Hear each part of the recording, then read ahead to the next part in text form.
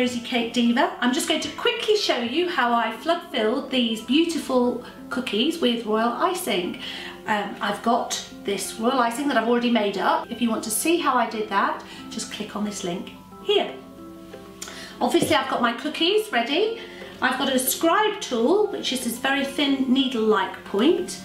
I've got my Wilton 3 nozzles. This is number 3, which is perfect for this job. And I've got a paper piping bag. You can make these yourself if you want. If you want to see how I can quickly knock these up, just click on this link here.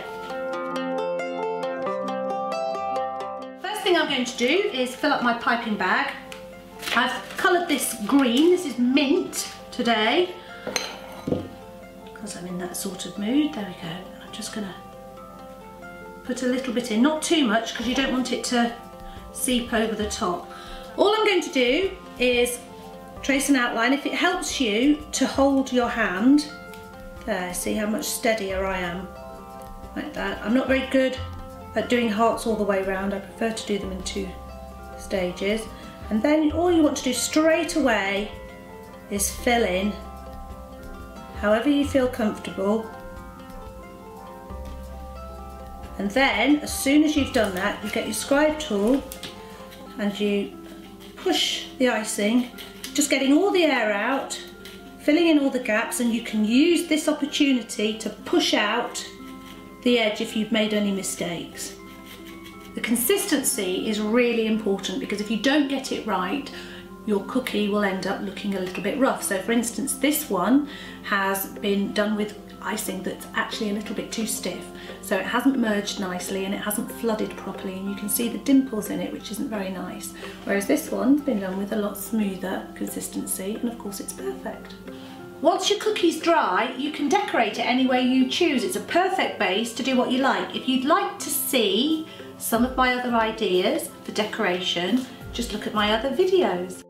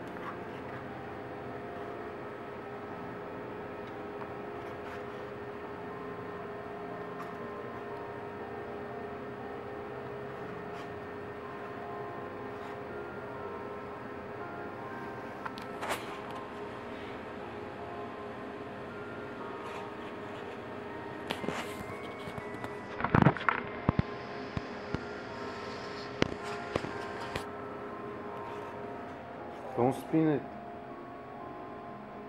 Keep it warm.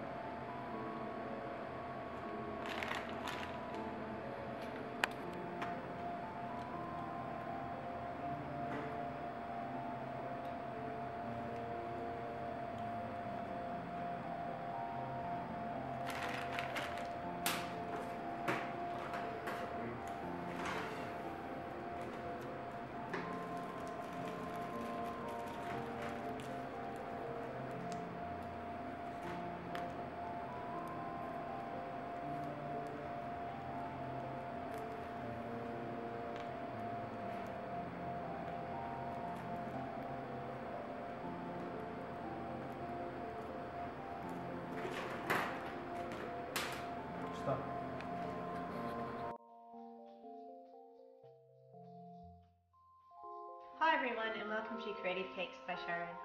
Well, today I'm making a really fun cake and I'm going to be using all of these Oreos that you see here to make an Oreo stacked tower on top of this 10-inch cake. It's a fun and easy cake to do, especially if you've got a special birthday coming up. So let's get started. So what I've got here are my Oreos and my cake. This is a 10-inch cake which I've already covered in fondant. And I've also got a 9-inch cake board here which I've covered with some white fondant just to use as the base to support all the Oreos. And I've also gone around with a little bit of black ribbon for trim. I've also drawn up a little bit of a template and it just for me to use as a guide so I know how many Oreos I'm going to use. The height of the Oreo stack tower is entirely up to you. I think I'm going to do it about that high. And all I need is some royal icing in a piping bag which I've got, and once I cut the tip off I'm ready to start. I'm just going to pop a little bit of royal icing on my Oreos and start building up my first layer.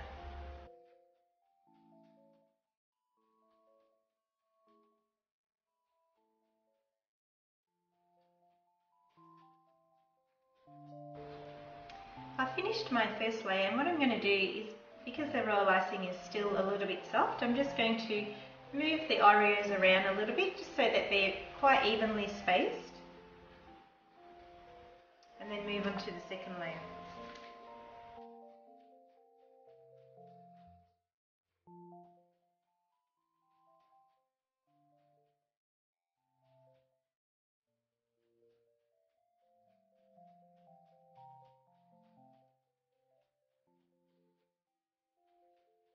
Guys, just for fun, let me know how many Oreos you think it took to create this Oreo tower cake. I'll leave the answer in the description box below.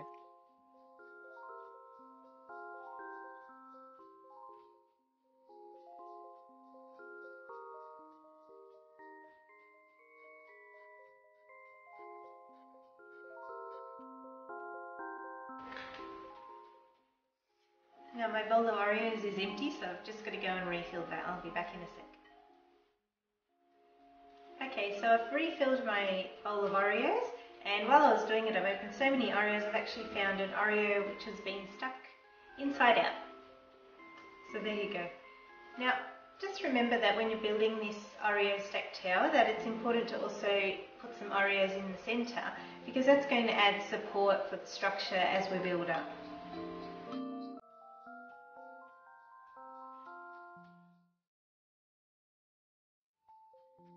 I've got 8 rows of Oreos now, so I think I'm going to come in to the next tier of Oreos.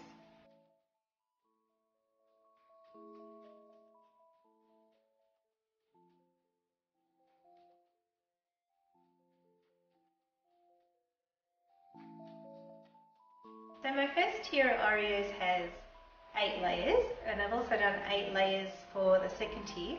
And now I'm just going to bring it in a little bit and build up another final third tier.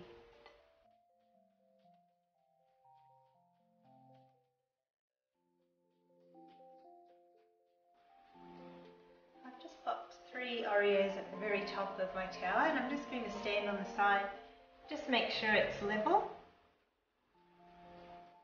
Because once the royal icing sets, I won't be able to move these at all.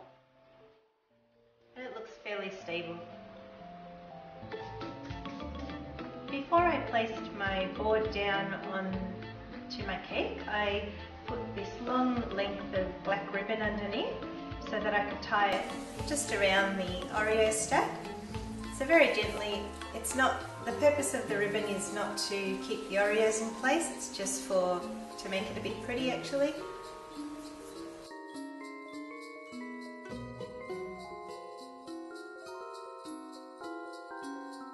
And here's my finished Oreo tower cake. So guys, I hope you liked this quick tutorial and enjoyed watching me